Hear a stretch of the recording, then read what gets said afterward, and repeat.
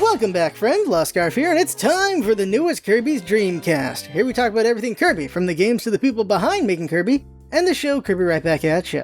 Also follow us on @KirbyDreamcast on Twitter, where we will have occasional tweets about the podcast and update whenever new episodes come out.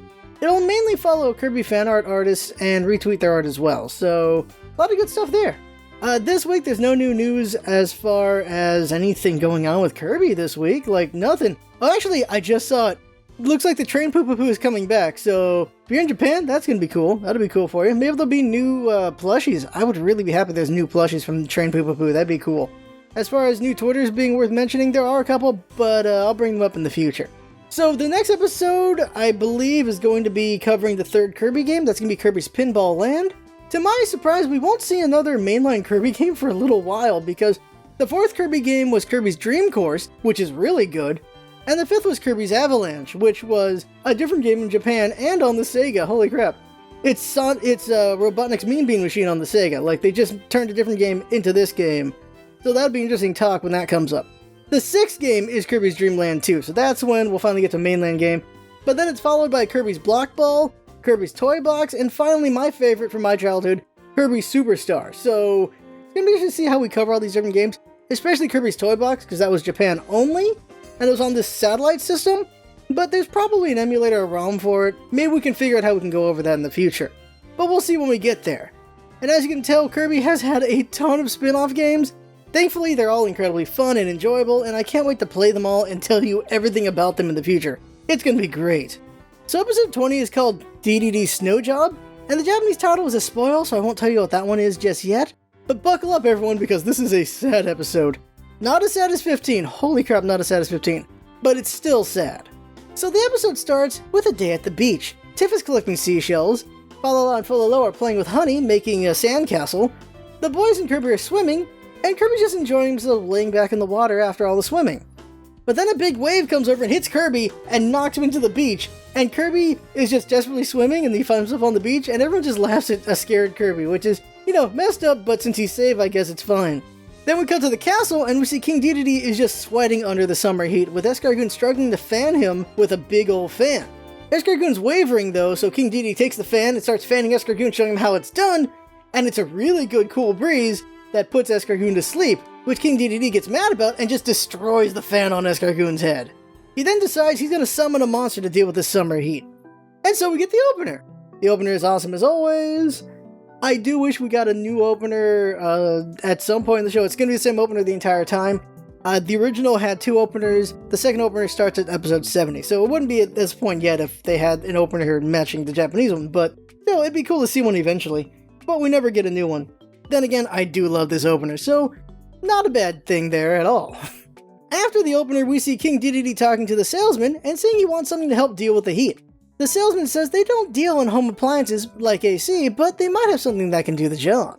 And so they summon an ice dragon.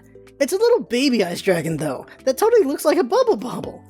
The ice dragon has been an enemy of Kirby since Kirby's Dream Land 2. It's a cute little lizard beast here with a little pudgy belly. Think Godzilla mixed with Bubble Bobble, and you have this little fella. They've been in many of the Kirby games, but most recently they are in Star Allies, but not as enemy or an ally, but as a drawing by Adeline. And she's drawn him in Kirby 64 and other ones too, so yeah, this is a recurring thing with her. It is pretty cute, and King Dedede says it looks like something you win at a carnival, which annoys the ice dragon, so they freeze King Dedede into a solid block of ice. It then scares Escargoon and runs away, and it runs away really fast too. King Dedede eventually breaks out of the ice and believes the ice dragon may be something that he can find a use for. Back in Cappy Town, Chief Bookham and Professor Curio are suffering in the heat on a bench. Curio mentions that even his mustache is sweating, which, ew. But then they notice a cool breeze. The mayor notices that the leaves on the trees are changing color and falling. Everyone's confused. Back at the beach, everyone starts shivering from the cold. At first, Tiff thinks it's gonna rain, but then snow falls instead, and Kirby happily looks at the snow. Turns out everyone's confused because this rain is frozen, and they don't know what that is. Later that night, though, Tiff figures it out. It's snow. She actually uses a microscope and everything, and sees snowflakes, so she's like, oh. So apparently, no one in Cappy Town has ever seen snow before. Nobody knows what snow is. That's a trip. Midnight is also seen questioning how there could be snow in this climate. In the Japanese version, Tiff and Midnight both mention in their scenes that Cappy Town is in the south, where snow has never fallen before because they're just in the southern area. So it's hotter there, there shouldn't be snow there. It also shows that Midnight knows what snow is, because of course he does. He's from not of this planet, he's from another planet, so he's seen some things. The next morning, there's snow everywhere, and we see everyone's reaction to the snow. We also see ice floes at the beach. That'll be crucial later. Kirby is awakened by something's hitting his window. He opens his window and BAM! Takes a snowball to the face. We also see that Takori and Kirby sleep together in Kirby's bed, by the way. It's so interesting how they're friends, considering Takori just, hates everyone, especially Kirby, but Kirby just accepts Takori anyway. And that's a theme just with Kirby. Kirby loves everyone unless they're trying to kill him. That's really it. And that's something we're going to see in this episode as well. So Kirby gets hit in the face of Snowball, and then he comes out and he sees Tuff, and Tuff was the one who's throwing the snowballs, and he says, come out and play. So Kirby comes out to play.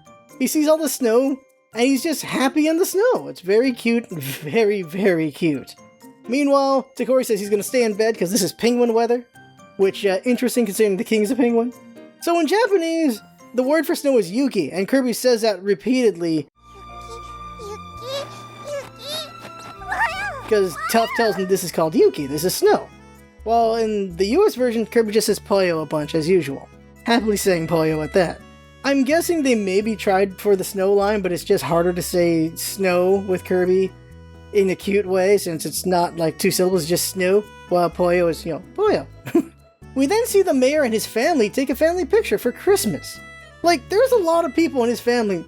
Trying to figure out his family tree would be a bit nuts. Like, those 3 little kids with him, they're not his kids, they're actually his grandchildren. So I'm actually curious if in this family photo he's trying to make is his son or daughter or whatever in this photo as well, because there's a bunch of other people we've never seen before in this shot. But before the picture can be taken, they get interrupted by Professor Curio crashing into the mayor as he's trying to snowboard around. At this moment, the mayor also name drops the mayor, and his name is Blundergas. Mayor Lem Blundergas.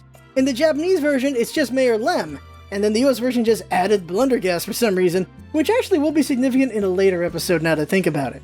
They learned from Professor Curio, though, that King Dedede is giving everyone snowboards, and we see it. We see that they have a whole chairlift and everything, going to higher places to ride on the snowboards, and the Waddle Dees are heading at the snowboards, because of course they are.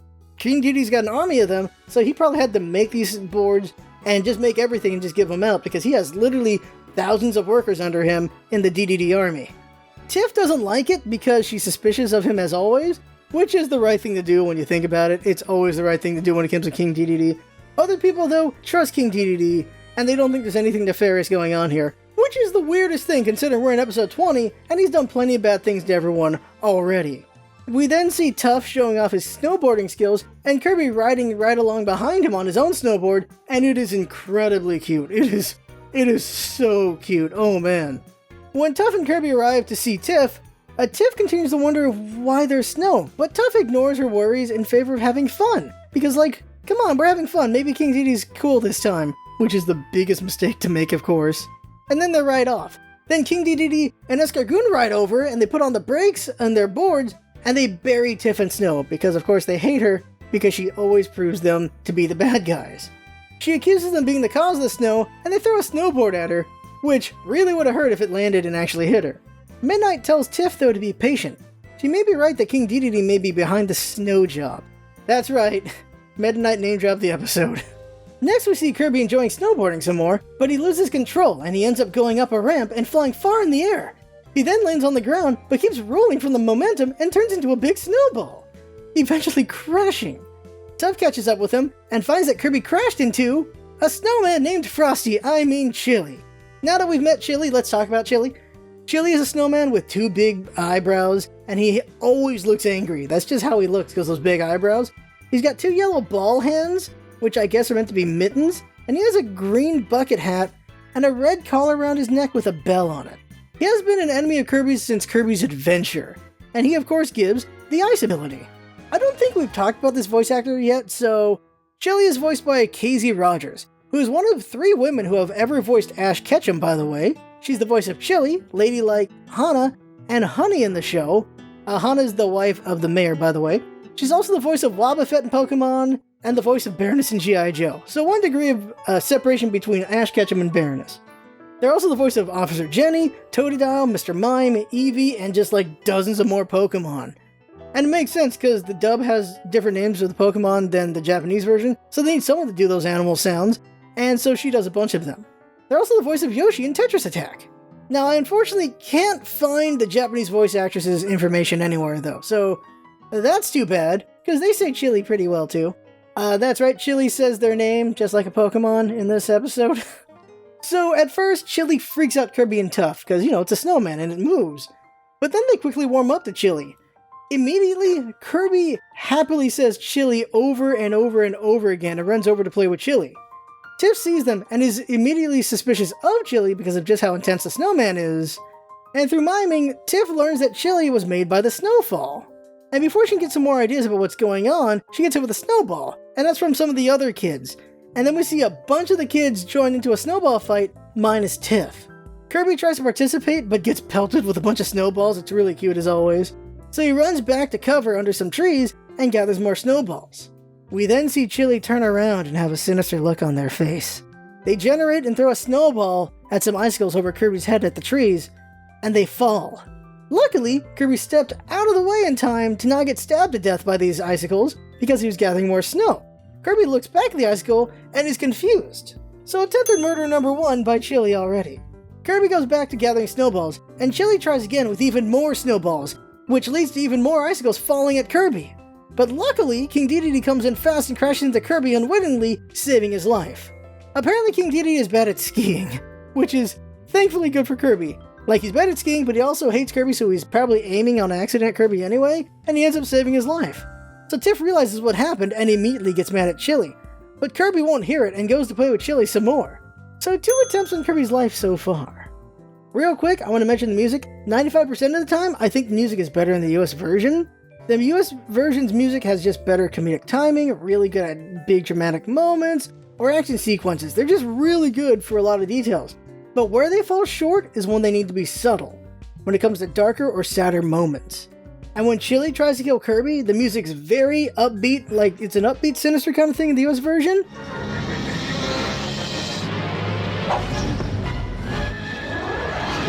But the Japanese version is quieter, slower, more intense.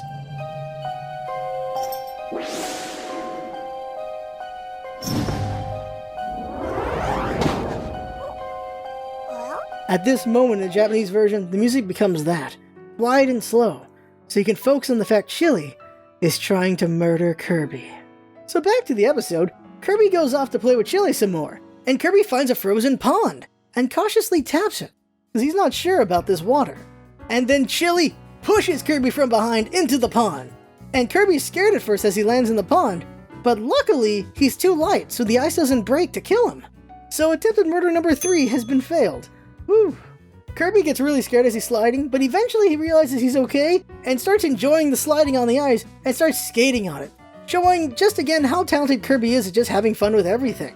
So Chile, failing again, goes over onto the ice. Kirby's happy to see Chile on the ice with him, but then Chile jumps up and down on the ice as hard as he can and breaks it, which causes Kirby to sink into the ice water.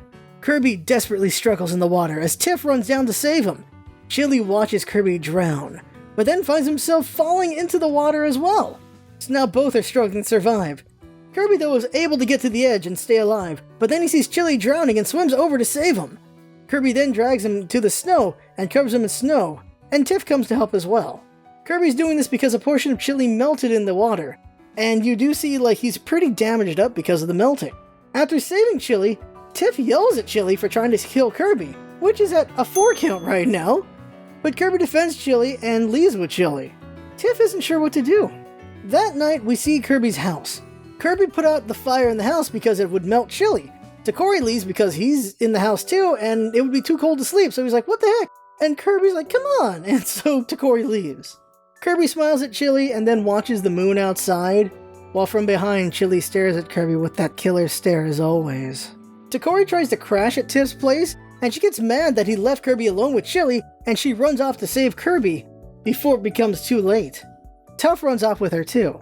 We then see that her fears were correct, as we see Chile standing over a sleeping Kirby, with an icicle in his ball hand, ready to stab Kirby to death. Looks like 5 is the correct number of attempts to catch Kirby off guard for an easy kill, because here we go. But then Kirby rolls over with his face in Chile's direction, and then Chile loses his resolve, because Kirby's just too cute. Actually, in the Japanese version, Kirby says Chile in his sleep. It's weird that they took this out of the US dub, because the animation still shows Kirby mouthing Chile in his sleep, so why not keep it there? I don't know why they didn't. Because it just breaks Chile's resolve. It just gives you a better indication of that, just the words broke him out of it. And this scene in the Japanese version is chilling. Not even trying to be punny right now. It's just a very chilling version. It's just quieter, more subtle, makes you focus on Chile and him standing over Kirby with the intent to kill. It is just so intense. Just wow. But Chile doesn't go through with it in the end. He's trying, but he can't. Chile's lost his resolve. We then see Tiff and Tuff getting to the house, and they see Chile leaving the house. They're worried about Kirby being alive, so they run inside. Luckily for them, Kirby is alive and they're relieved. But Kirby's worried about his friend and he runs off to find them. We then see the source of the snow. It's the Ice Dragon! And they're huge now. Now they're kind of Godzilla-sized. Oh man, they're big. Okay, Godzilla's more Godzuki. They're like the size of a house, not the size of a skyscraper. Still pretty damn big. And King Dedede gets mad at the Ice Dragon because he's mad at Chile, because Chile failed to murder Kirby. He chastises the Ice Dragon for making a bad snowman. He then orders the Ice Dragon to kill Chile.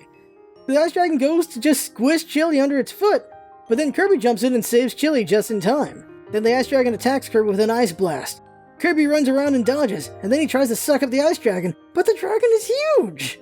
So it is not affected at all. The Ice Dragon then breathes an Ice Blast into Kirby's mouth, and it freezes Kirby from the inside out. Then the Ice Dragon launches a giant deadly snowflake at the kids, but luckily Meta Knight was there in time to cut it in half, and then he tells Kirby to eat those pieces of the snowflake to transform. And Kirby does just that.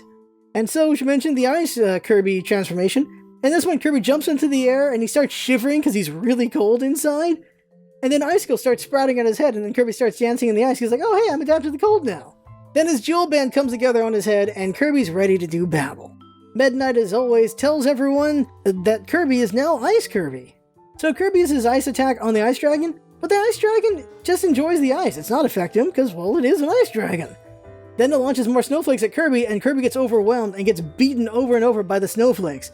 So that adds another counter to the baby beating counter for sure. Chile, watching the situation, sees that it's going badly and decides to jump into action. They take King Dedede's snowmobile and drive over to Kirby to save him before the Ice Dragon can deal the final blow. They get some distance and then turn around. Kirby jumps up into the air, and Chile rams the snowmobile into the Ice Dragon. This makes the Ice Dragon cry out in pain, as it was trying to shoot more snowflakes at Kirby, and Kirby jumps into the beast's mouth. And then Kirby fires his ice attack into the Ice Dragon, and freezes it from the inside out. Then the ice shatters and the monster is no more. This is a brutal kill, just wow. The ice shards land on King Dedede and Escargoon and bury them in the snow, which is good, that's rightful right there. But now the Ice Dragon's death causes summer to return, and the snow goes away. And now I must tell you the final scene of this episode. The US version does the usual dramatic music, while the Japanese version plays no music for this scene. With the Ice Dragon gone and summer's return, all the snow is melting. Tiff and Tuff find Kirby, but no Chile. And then they see why. Chile is melting, and he's now a very small snowman. Kirby looks really sad, but he won't give up. Kirby puts Chile and his bell collar in Chile's bucket hat and runs for the ocean. The situation is desperate and dire, with every second being crucial. If Kirby doesn't act fast enough, his friend will die. As Kirby runs, the bucket is filling with Chile's water. Will he make it in time? But then yes, Kirby gets to the beach where the last of the ice floes are melting off. Kirby jumps on one and places Chile, little Chile, on the ice. And little Chile waves at Kirby. And Kirby with a worried face waves back and then places the bucket over Chile to protect him from the sun. The ice floes is slowly melting away in the summer sea. Kirby gets on Tiff and Tuff's canoe and watches, worried, calling Chile's name. Tiff says it's too warm for a snowman to survive here. And then the music takes a downturn. A very doomful play, as we watch Chile's bucket hat and bell collar sink into the ocean. Tiff says goodbye, Chile, and Kirby, sad, jumps in the air with a sad look on his face as he waves goodbye to Chile. So in the end, despite Chile's impressive 5 attempted murders, he was still Kirby's friend. Dead friend count 2. Also Kirby trauma count 2. That's right, we have a counter for how many dead friends Kirby's gonna have, and just how many traumatizing moments Kirby has, because neither of these are gonna go away. There's gonna be more of these in the future, and that makes me very sad. Now, like I was saying with the music, in the US version, it's the usual dramatic music going on, but the Japanese version, there's no music. None. All you hear is Chile's bell ringing as Kirby runs with the bell in the bucket, and you can hear Kirby's desperate breathing as he's running to save his friend.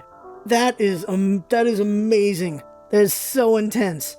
You only get the music playing when Kirby has Chile secure on the ice, and then they do the music, and it's very somber but hopeful, because the Japanese ending is slightly different. When we see Chile's clothes sink into the sea, Tiff gives us hope. So the music plays on, while Tiff says that maybe Chile will find his way to the north and be revived there. The music doesn't do some dramatic drop, no doom music, no, it just keeps playing. Keeps playing this hopeful tune.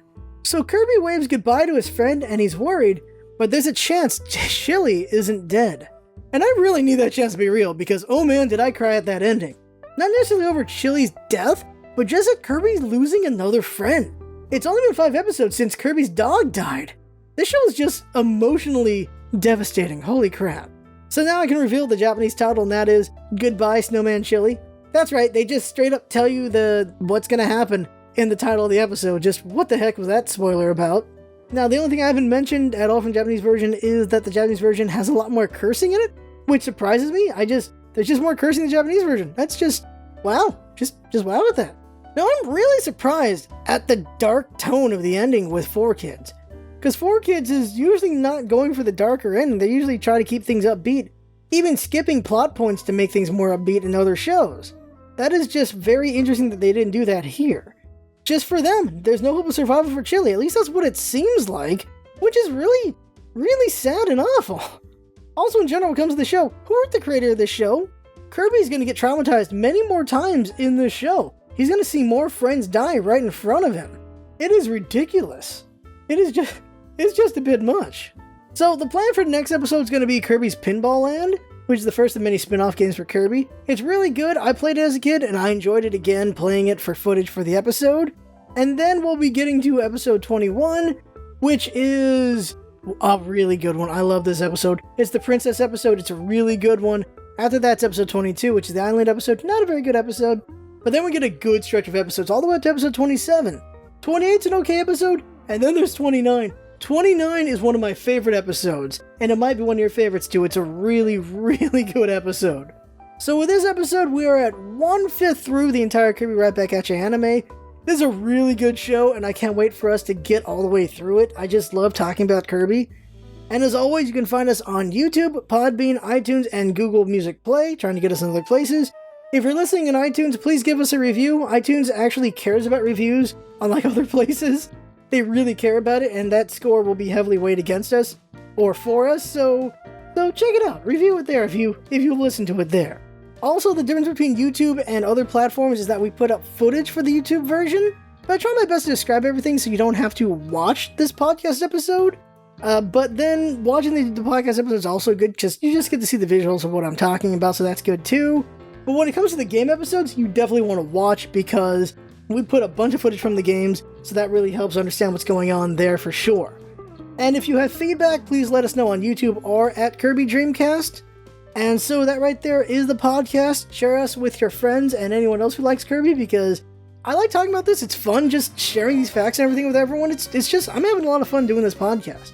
I had fun talking, hope you had fun watching and or listening, and that's what it's all about, isn't it? Having fun. Thanks for coming by, and see you next time.